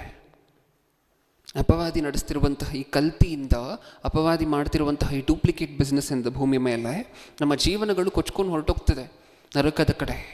ಹೌದಾ? ಎಷ್ಟು ಜನ ಈ ಕಲ್ತಿಗಳಿಗೆ ಸಿಕ್ಕಾಕೊಂಡಿರುವಂಥವ್ರು ನಿಮ್ಮ ಕಣ್ಣು ಕಾಣಿಸ್ತಾರೆ? ಕೆಲವರು ಕ್ರಿಸ್ತನ ಬದಲಾಗಿ ಸುಳ್ಳು ಕ್ರಿಸ್ತನನ್ನು ನಂಬಿರುವಂಥವ್ರು ಸ್ವಲ್ಪ ಜನ. ಇನ್ನೊಂದು ಸ್ವಲ್ಪ ಜನ ನಿಜವಾದ ಅಪೋಸ್ತಲರು ಮಾತಾಡಿರುವಂತಹ ಮಾತುಗಳ ಬದಲಾಗಿ ಬೈಬಲಲ್ಲಿ ಸುಳ್ಳು ಪ್ರವಾದಿಗಳು ಮಾತಾಡಿರುವಂತಹ ಮಾತುಗಳನ್ನು ನಂಬುವಂಥವ್ರು, ನಿಜವಾದ ಅಪೋಸ್ತಲರು ಮಾಡಿರುವಂತಹ ಬೋಧನೆಯಲ್ಲಿ ಸುಳ್ಳಾದ ಬೋಧನೆಯನ್ನು ನಂಬುವಂಥವರು. ಎಷ್ಟು ಜನ ಇದ್ದಾರೆ ಇದರ ಪ್ರಪಂಚದಲ್ಲಿ? ಈ ಎಲ್ಲ ಗ್ರೂಪ್ಗಳಲ್ಲೂ ಸ್ವಲ್ಪ ಸ್ವಲ್ಪ ಸ್ವಲ್ಪ ಸ್ವಲ್ಪ ಜನ ಹೋದರೂ ಸಹ ಎಲ್ಲ ಸೇರಿಸಿದ್ರೆ ಎಷ್ಟು ಜನ ಆಗೋಗ್ತಾರೆ? ಈ ಒಂದೊಂದು ಗ್ರೂಪಲ್ಲೂ ಸ್ವಲ್ಪ ಸ್ವಲ್ಪ ಜನ ಇದ್ದಾರೆ, ಆದರೆ ಎಲ್ಲವನ್ನು ಸೇರಿಸಿದ್ರೆ ಎಷ್ಟು ಜನ ಆಗೋಗ್ತಾರೆ? ಹೆಚ್ಚಾದ ಜನ ಆಗೋಗ್ತಾರಲ್ವ? ಇನ್ನು ದೇವರಿಗೆ ಸಿಕ್ಕುವಂತಹದ್ದು ಯಾರು? ಇದರಲ್ಲಿ ಸಿಕ್ಕಾಕೊಳ್ಳುವಂಥವ್ರು ಅಷ್ಟು ಜನ, ಇದರಲ್ಲಿ ಸಿಕ್ಕಾಕೊಳ್ಳುವಂಥವ್ರು ಇಷ್ಟು ಜನ. ದೇವರಿಗೆ ಸಿಕ್ಕುವಂಥವ್ರು ಯಾರು? ನಿಜವಾದ ಕಡೆ ಬರುವಂಥವ್ರು ಯಾರು? ಇಷ್ಟೊಂದು ಕಲ್ತಿನ ಹೋಗಲಿ. ಬೋಧನೆಯಲ್ಲಿ ಕಲ್ತಿ ಮಾಡಿದ್ರೆ ಪರವಾಗಿಲ್ಲ, ಅಪೋಸ್ತಲರ ವಿಚಾರದಲ್ಲಿ ಕಲ್ತಿ ಮಾಡಿದ್ರೆ ಕ್ರಿಸ್ತನ ವಿಚಾರದಲ್ಲಿ ಕಲ್ತಿ ಮಾಡಿಬಿಡುವಂತಹದ್ದ? ಯಾರು ಸ್ಟಾರ್ಟ್ ಮಾಡಿದ್ರು ಆ ವಿಚಾರದಲ್ಲಿ ಕಲ್ತಿ ಮಾಡುವಂತಹದ್ದ? ಕ್ರಿಸ್ತನು ಬಡಿ ತಂದೆಯಾಗಿರುವಂತಹ ದೇವರ ವಿಚಾರದಲ್ಲೂ ಏನು ಮಾಡಿಟ್ಟಿದ್ದಾನೆ? ತಂದೆಯಾಗಿರುವಂತಹ ದೇವರಿಗೆ ವಿರುದ್ಧವಾಗಿರುವಂಥ ಕೆಲಸಗಳನ್ನು ನಡೆಸಲಿಕ್ಕೆ ಯಾರಿದ್ದಾರೆ? ಘಟಸರ್ಪ, ವಿಚಿತ್ರ, ವಿಪರಿಹಾಸ್ಯ. ಇದು ಕ್ರೈಸ್ತರಿಗೆ ಯಾವಾಗ ಗೊತ್ತಾಗುತ್ತೋ ಅವತ್ತು ಈತನ ಬಿಸ್ನೆಸ್ ಎಲ್ಲ ಬಂದಾಗತ್ತೆ ಅಲ್ವಾ? ಕಲ್ತಿ ಯಾರಾದರೂ ನಡೆಸ್ತಿದ್ದಾರೆ ಅಂತ ಅಂದ್ಕೊಳ್ಳಿ. ಒಂದು ಅಂಗಡಿಯಲ್ಲಿ ತುಂಬ ಕಲ್ತಿ ಮಾಡ್ತಿದ್ದಾರೆ ಇಷ್ಟ ಬಂದಂತೆ.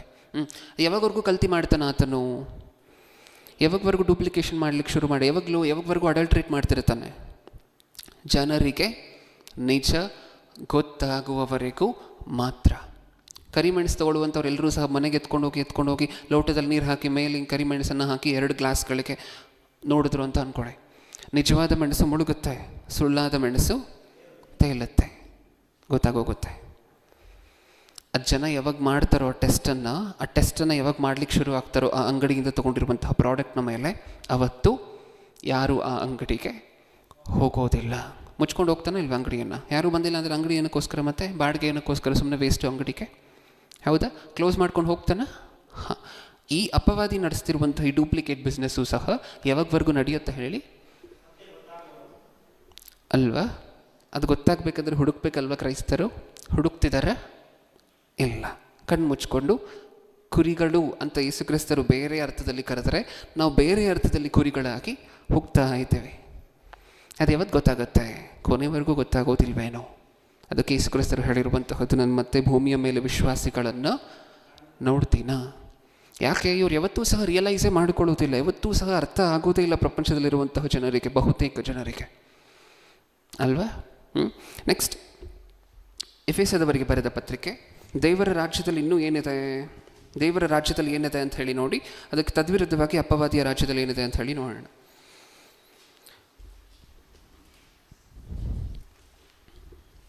ಎಫೆಸದವರಿಗೆ ಬರೆದ ಪತ್ರಿಕೆ 1ನೇ ಅಧ್ಯಾಯ 13ನೇ ವಚನ.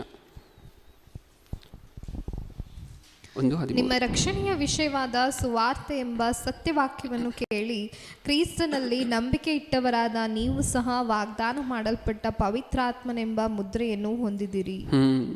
ನಿಮ್ಮ ರಕ್ಷಣೆಯ ವಿಷಯವಾದ ಸುವಾರ್ತೆ ಎಂಬ ಸತ್ಯವಾಕ್ಯವನ್ನು ಕೇಳಿ ಕ್ರಿಸ್ತನಲ್ಲಿ ನಂಬಿಕೆ ಇಟ್ಟವರಾದ ನೀವು ಸಹ ವಾಗ್ದಾನ ಮಾಡಲ್ಪಟ್ಟ ಪವಿತ್ರಾತ್ಮನೆಂಬ ಏನನ್ನು ಹೊಂದಿದ್ದೀವಿ? ಮುದ್ರೆಯನ್ನು ಹೊಂದಿದ್ದೀವಿ. ಇದನ್ನು ಹಾಗೆ ನೆನ್ಪಿಟ್ಕೊಳ್ಳಿ. ಕ್ರೈಸ್ತರಾಗಿರುವಂತಹ ನಮಗೆ ಯಾವ ಮುದ್ರೆ ಇದೆ? ಪವಿತ್ರಾತ್ಮನ ಮುದ್ರೆ. ಮತ್ತೊಂದು ಸಾರಿ, ಯಾವ ಮುದ್ರೆ ಇದೆ? ಪವಿತ್ರಾತ್ಮನ ಮುದ್ರೆ. ಇದನ್ನು ಹಾಗೆ ನೆನ್ಪಿಟ್ಕೊಂಡು ಇನ್ನೊಂದು ವಚನವನ್ನು ಓದೋಣ. ಪ್ರಕಟಣೆ ಗ್ರಂಥ 13ನೇ ಅಧ್ಯಾಯ 16ನೇ ವಚನ. 13:16. ಈ ಎರಡನೇ ಮೃಗವು ದೊಡ್ಡವರು ಚಿಕ್ಕವರು, ಐಶ್ವರ್ಯವಂತರು ಬಡವರು, ಸ್ವತಂತ್ರರು ದಾಸರು ಎಲ್ಲರೂ ತಮ್ಮ ತಮ್ಮ ಬಲಗೈಯ ಮೇಲಾಗಲಿ ಹಣೆಯ ಮೇಲಾಗಲಿ ಗುರುತು ಹೊಂದಬೇಕೆಂತಲೂ ಆ ಗುರುತು ಯಾರಿಗಿಲ್ಲವೋ ಅವರು ಕ್ರಯ ವಿಕ್ರಯಗಳನ್ನು ನಡೆಸಕೂಡದೆಂತಲೂ ಆಜ್ಞೆ ಮಾಡುತ್ತದೆ. ಆ ಎರಡನೇ ಮೃಗವು ದೊಡ್ಡವರು ಚಿಕ್ಕವರು, ಐಶ್ವರ್ಯವಂತರು ಬಡವರು, ಸ್ವತಂತ್ರರು ದಾಸರು ಎಲ್ಲರೂ ತಮ್ಮ ತಮ್ಮ ಬಲಗೈ ಮೇಲಾಗಲಿ ಹಣೆಯ ಮೇಲಾಗಲಿ ಗುರುತು ಹೊಂದಬೇಕೆಂತಲೂ ಗುರುತನ್ನು ಸೀಲ್ ಅಂತ ಹೇಳಿ ಕರಿಬಹುದಾ? ಹೇಳಿ, ಗುರುತನ್ನು ಸೀಲ್ ಅಂತ ಹೇಳಿ ಕರಿಬೋದಾ? ಮುದ್ರೆ ಅಂತ ಕರಿಬೋದಾ? ಕ್ರೈಸ್ತರಿಗೆ ಯಾವ ಮುದ್ರೆ ಇರಬೇಕು ಅಂತ ದೇವರು ಅಂದ್ಕೊಂಡ್ರು? ಪವಿತ್ರಾತ್ಮನ ಮುದ್ರೆ. ಅಪವಾದಿ ಯಾವ ಮುದ್ರೆಯನ್ನು ತಯಾರು ಮಾಡಿಟ್ಬಿಟ್ಟಿದ್ದಾನೆ?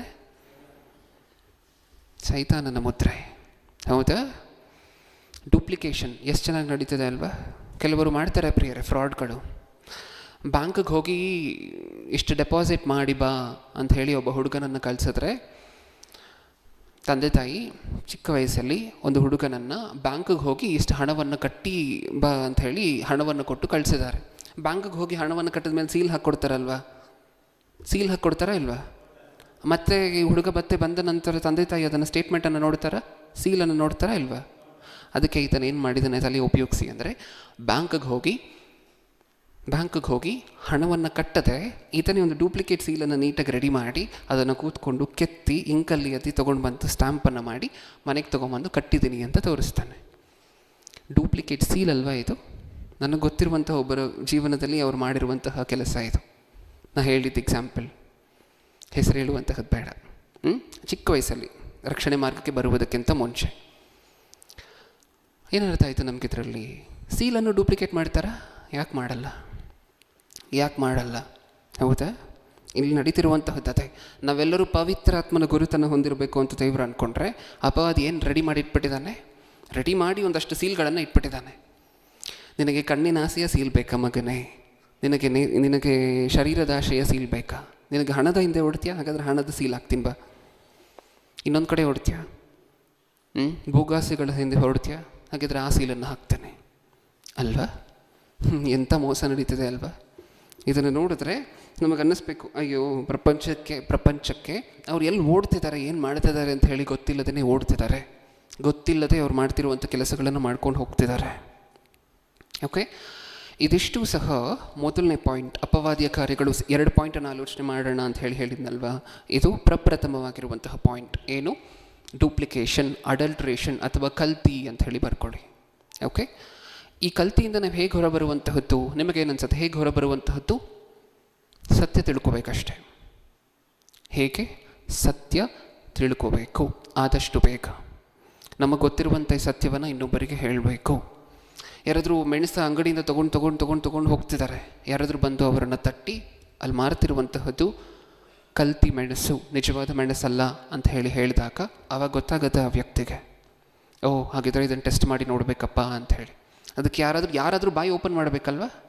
ಆ ಅಂಗಡಿಯಿಂದ ಈ ಮುಂಚೆ ಈ ಕಲ್ತಿಯ ಎಕ್ಸ್ಪೀರಿಯನ್ಸ್ ಆಗಿರುವಂಥವ್ರು ಯಾರಾದರೂ ಒಬ್ಬರು ಬಾಯಿ ಓಪನ್ ಮಾಡಬೇಕಲ್ವ? ಹೌದಲ್ವ? ಧ್ವನಿ ಎತ್ತಬೇಕಲ್ವ? ಆ ಸತ್ಯ ಗೊತ್ತಾಗಿರುವಂತಹದ್ದು ನಿಮಗೆ, ಆ ಸತ್ಯ ತಿಳಿದಿರುವಂಥವರು ನೀವು. ಈಗ ನೀವು ಹೇಳಿದ್ರೆ ಪ್ರಪಂಚಕ್ಕೆ ಗೊತ್ತಾಗತ್ತೆ, ನೀವು ಹೇಳದೆ ಹೋದರೆ ಪ್ರಪಂಚಕ್ಕೆ ಗೊತ್ತಾಗೋದಿಲ್ಲ. ಸೊ ನಿಮ್ಮ ಕೈಯಲ್ಲದೆ. Okay, second point. ಇನ್ನೂ ಅಪವಾದಿ ಏನು ಮಾಡ್ತಾನೆ? ಇದು ಚಿಕ್ಕ ಪಾಯಿಂಟ್, ಬೇಗ ಮುಗಿಸ್ಕೊಳ್ಳೋಣ ಇನ್ನೊಂದು 10 ನಿಮಿಷದಲ್ಲಿ. ಇನ್ನೂ ಏನು ಮಾಡ್ತಾನೆ? ಈ ಯೋಬನ ಜೀವನದಲ್ಲಿ ಬಂದು ಅಪವಾದಿ ನಿಂತು ಯೋಬನಿಗೆ ವಿರುದ್ಧವಾಗಿ ಮಾತಾಡುವಂತಹದ್ದು ದೇವರ ಮುಂದೆ ನಮಗೆ ಕಾಣಿಸುತ್ತಲ್ವ? ಯೋಬನು ಹಾಗೆ ನೀನು ಬೇಲಿ ಹಾಕಿದ್ಯಾ, ಅದಕ್ಕೋಸ್ಕರ ನಂಬಿಕೆಯಿಂದ ಇದ್ದಾನೆ, ಅದಕ್ಕೋಸ್ಕರನೇ ಯಥಾರ್ಥವಂತನಾಗಿದ್ದಾನೆ, ತೆಗೆದು ನೋಡು ಒಂದು ಸಾರಿ. ಇದು ಬರೀ ಯೋಬನ ವಿಚಾರದಲ್ಲ ಅಂತೆ ಮಾಡುವಂತಹದ್ದು, ಯಾರ್ಯಾರ ವಿಚಾರದಲ್ಲಿ ಮಾಡ್ತಾನಂತೆ ಒಂದ್ಸರಿ ನೋಡೋಣ. ಜಕರ್ಯನ ಗ್ರಂಥ 3ನೇ ಅಧ್ಯಾಯ. ಪ್ರಪಂಚದಲ್ಲಿರುವಂತಹ ಪ್ರತಿ ಮನುಷ್ಯನಿಗೂ ವಿರುದ್ಧವಾಗಿ ಒಬ್ಬ ಪ್ರತಿವಾದಿ ಇದ್ದಾನೆ, ಆತನ ಹೆಸರು ಅಪವಾದಿ. ಆತನು ದೇವರ ಮುಂದೆ ಮಾಡ್ತಿರುವಂತಹ ಪ್ರತಿವಾದವನ್ನು ನೋಡಿ ಒಂದ್ಸಾರಿ. 3ನೇ ಅಧ್ಯಾಯ 1ನೇ ವಚನ. ಅನಂತರ ಮಹಾಯಾಜಕನಾದ ಯೆಹೋಶುವನು ಯೆಹೋವನ ದೂತನು ಮುಂದೆ ನಿಂತಿರುವುದನ್ನು ಯೆಹೋವನು ನನಗೆ ತೋರಿಸಿದನು.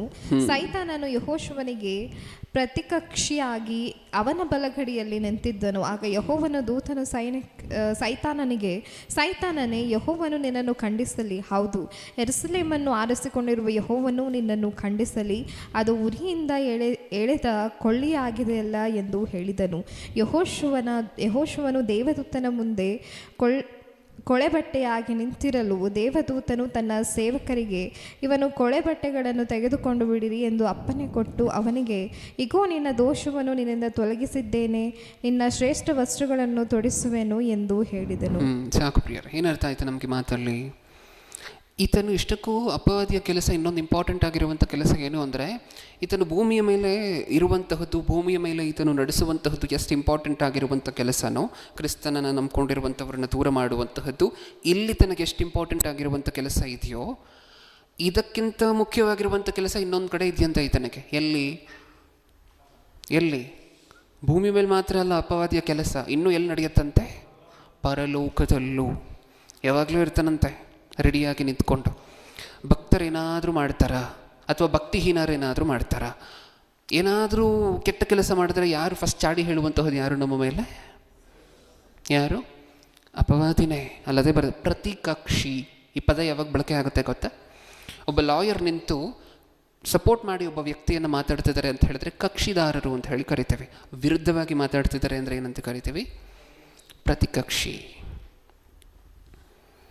ಆಪೋಸಿಟ್.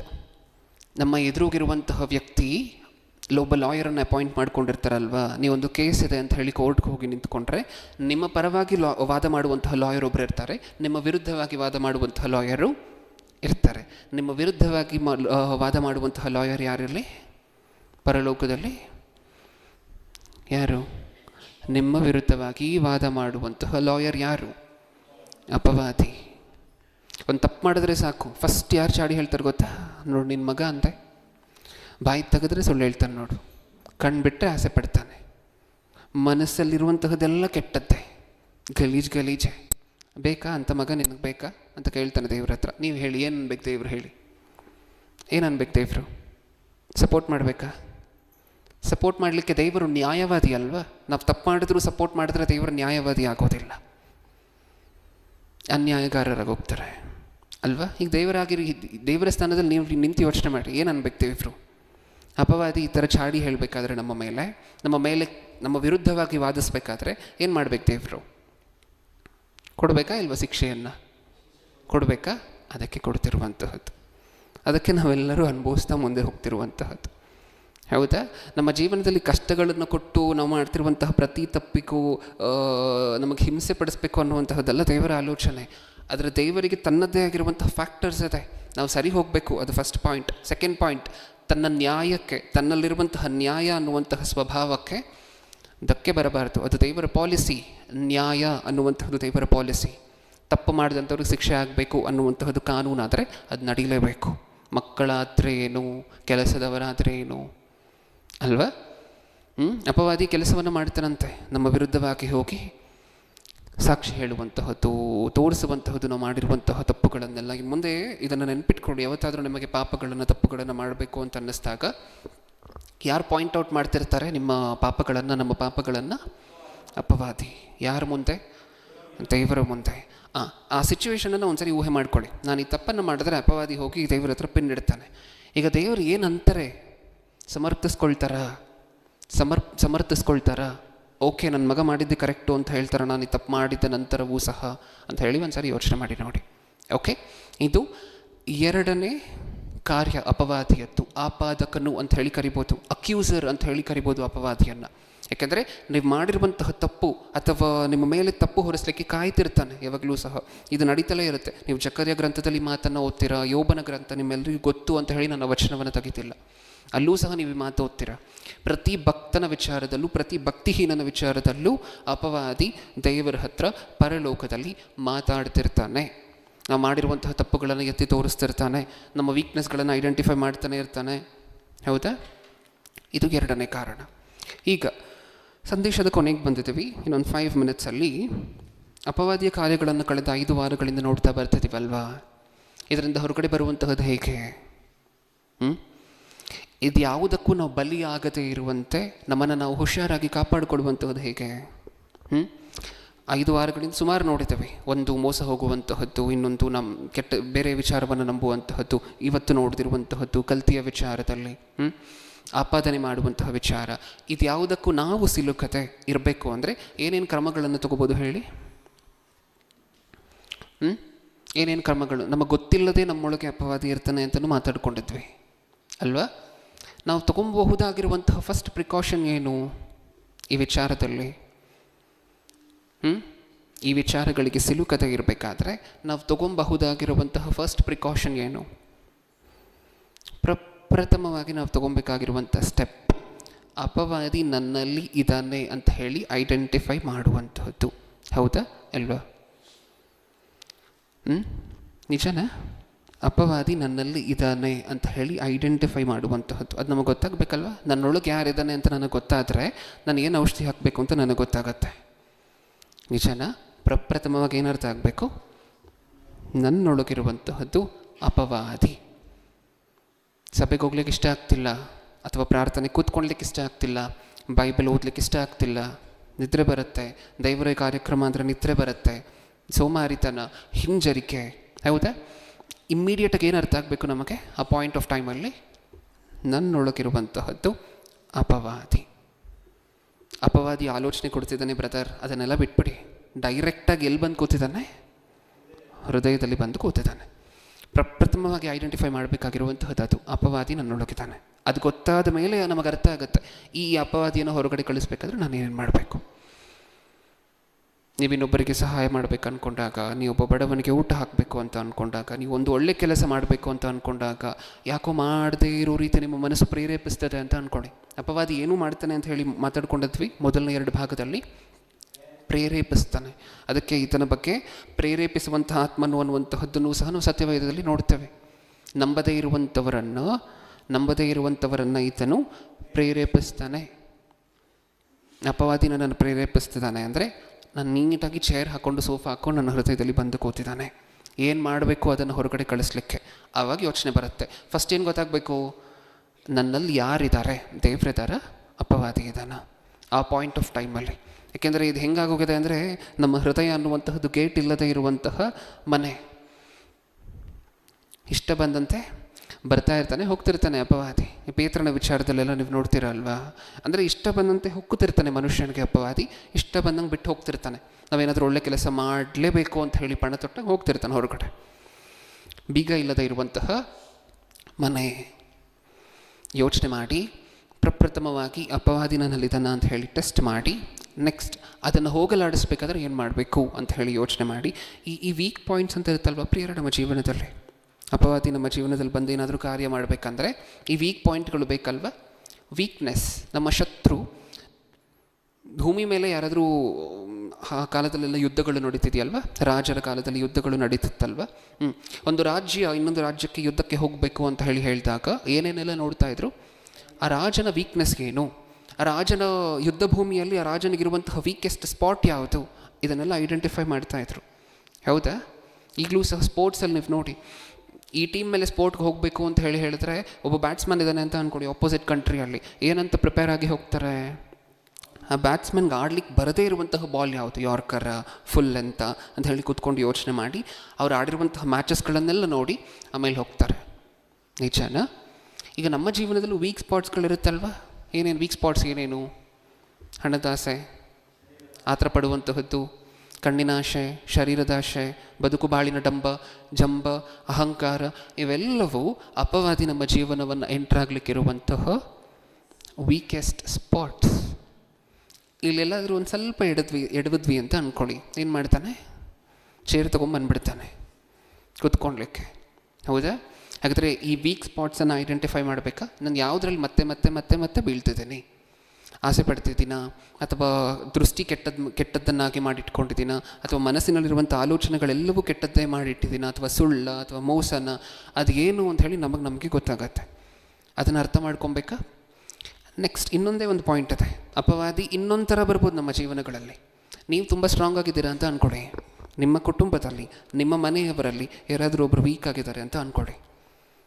ವೀಕ್ ಆಗಿರುವಂತಹದ್ದು ಅಂದರೆ ಬ್ಲಡ್ ಇಲ್ಲ, ಐರನ್ ಇಲ್ಲ, ವೈಟಮಿನ್ ಡಿ ಇಲ್ಲ ಅಲ್ಲ ನಾನು ಹೇಳ್ತಿರುವಂತಹದ್ದು.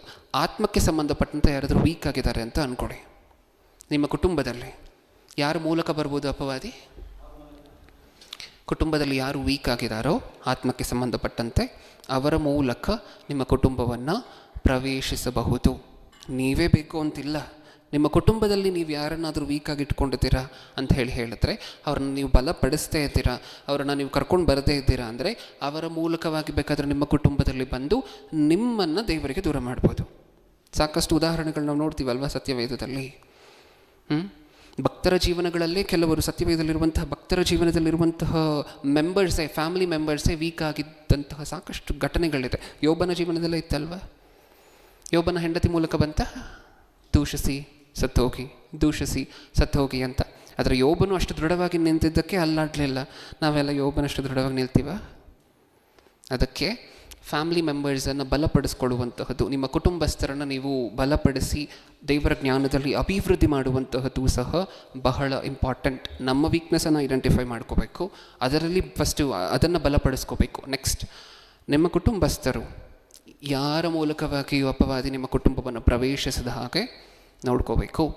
ಅದೆಲ್ಲ ನಮ್ಗೆ ಅರ್ಥ ಆಗಬೇಕಾದ್ರೆ ಫಸ್ಟು ಈ ಬೈಬಲನ್ನು ನಿತ್ಯವೂ ಓದಬೇಕು, ಪ್ರಾರ್ಥನೆ ಮಾಡಬೇಕು, ಸಂಘ ಸಹವಾಸದಲ್ಲಿ ಪಾಲ್ಗೊಳ್ಳಬೇಕು, ಪ್ರಾರ್ಥನೆಯಲ್ಲಿ ಮುಂದೆ ಇರಬೇಕು, ಪ್ರತಿನಿತ್ಯವೂ ಬೆಳೀತಾ ಹೋಗ್ತಿರಬೇಕು. ಓಕೆ, ಅರ್ಥ ಆಯಿತು ನಮಗೆ ಸಂದೇಶ?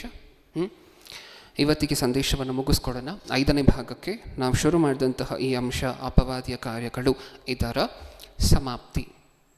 ಮುಂದಿನ ವರ್ಷ ದೇವರ ಚಿತ್ತ ಇದ್ದರೆ ಹೊಸ ಅಂಶವನ್ನು ಮಾತಾಡ್ಕೊಳ್ಳೋಣ. ಕಣ್ಮುಚ್ಚಿ ಪ್ರಾರ್ಥನೆ ಮಾಡಿ ಮುಗಿಸ್ಕೊಡೋಣ. ಪ್ರೀತಿಯುಳ್ಳ ಪರಲೋಕದಲ್ಲಿರುವ ನಮ್ಮ ತಂದೆಯೇ, ನೀವೇನೇನು ಮಾಡಬೇಕು, ನಿಮ್ಮ ಸಂಕಲ್ಪಗಳು ಏನೇನಿತ್ತು ಅದಕ್ಕೆ ತದ್ವಿರುದ್ಧವಾಗಿ ಅಪವಾದಿ ಏನೇನೆಲ್ಲ ಮಾಡ್ತಾ ಬಂದ ಅನ್ನುವಂತಹದನ್ನು ನೋಡಿದ್ದೇವೆ ಅಪ್ಪ. ಮನುಷ್ಯರನ್ನು, ನಿಮ್ಮ ಮಕ್ಕಳನ್ನು ನಿಮಗೆ ದೂರ ಮಾಡಲಿಕ್ಕೆ ಯಾವ ಚಟುವಟಿಕೆಗಳನ್ನು ಮಾಡಬೇಕೋ ಎಲ್ಲವನ್ನೂ ಮಾಡಲುವಂತಹ ಪ್ರಯತ್ನವನ್ನು ಮಾಡ್ತಿದ್ದಾನೆ ಅಪವಾದಿ. ಅದನ್ನೆಲ್ಲ ಗ್ರಹಿಸಿದ್ವಿ ತಂದೆ. ನಮ್ಮ ಜೀವನದಲ್ಲಿರುವಂತಹ ವೀಕೆಸ್ಟ್ ಪಾಯಿಂಟ್ಸ್, ನಮ್ಮ ಜೀವನದಲ್ಲಿರುವಂತಹ ವೀಕೆಸ್ಟ್ ಸ್ಪಾಟ್ಗಳು ಏನು ಅಂತ ಹೇಳಿ ನಾವು ಐಡೆಂಟಿಫೈ ಮಾಡಿ, ಯಾವ ವಿಧವಾಗಿ ಅಪವಾದಿ ಈಸಿಯಾಗಿ ಸುಲಭವಾಗಿ ನಮ್ಮ ಜೀವನದಲ್ಲಿ ಎಂಟ್ರಿ ಆಗಬಹುದು ಅನ್ನುವಂತಹದನ್ನು ಗುರುತಿಸಿ ಆ ಜಾಗಗಳನ್ನು ಬಲಪಡಿಸ್ಕೊಳ್ಳುವಂತೆ, ಮತ್ತೆ ಆ ಪಾಪಗಳನ್ನು ನಾವು ಮಾಡದಂತೆ, ಮತ್ತೆ ಆ ಜಾಗಗಳಲ್ಲಿ ನಾವು ಸೋಲದಂತೆ, ಹಾಗೆ ನಮ್ಮ ಕುಟುಂಬಸ್ಥರು, ನಮಗೆ ನೀವು ಕೊಟ್ಟಿರುವಂತಹ ಅತ್ಯುತ್ತಮವಾಗಿರುವಂಥ ಕುಟುಂಬಗಳು ಈ ಭೂಮಿಯ ಮೇಲೆ, ಆ ಕುಟುಂಬದಲ್ಲಿಯೂ ಸಹ ಪ್ರತಿಯೊಬ್ಬೊಬ್ಬರನ್ನು ಆತ್ಮಕ್ಕೆ ಸಂಬಂಧಪಟ್ಟಂತೆ ಬಲಪಡಿಸ್ಕೊಳ್ತಾ ಈ ಯಾತ್ರೆಯನ್ನು ನೀವು ಅಂದ್ಕೊಂಡಿರುವಂತಹವರೆಗೂ ಈ ಭೂಮಿಯ ಮೇಲೆ ಕಳೆಯುವಂಥ ಕೃಪೆಯನ್ನು ಕೊಟ್ಟು ನಡೆಸಿ. 2ನೇ ಸಂದೇಶವನ್ನು ನಿಮ್ಮ ಮಗನ ಮೂಲಕ ನಾವು ಕೇಳಬೇಕಾದ್ರೂ ಅದನ್ನು ಅರ್ಥ ಮಾಡ್ಕೊಳ್ಳಬೇಕಾಗಿರುವಂಥ ಬಲವನ್ನು, ಶಕ್ತಿಯನ್ನು ಕೊಟ್ಟು ನಡೆಸಿ. ನನ್ನ ಪ್ರಾರ್ಥನೆ ಯೇಸು ಕ್ರಿಸ್ತರ ನಾಮದಲ್ಲಿ ಸಮರ್ಪಿಸಿ ಬೇಡಿಕೊಳ್ಳುತ್ತಿದ್ದೇನೆ, ಪರಲೋಕದಲ್ಲಿರುವ ನಮ್ಮ ತಂದೆಯೇ. ಆಮೆನ್.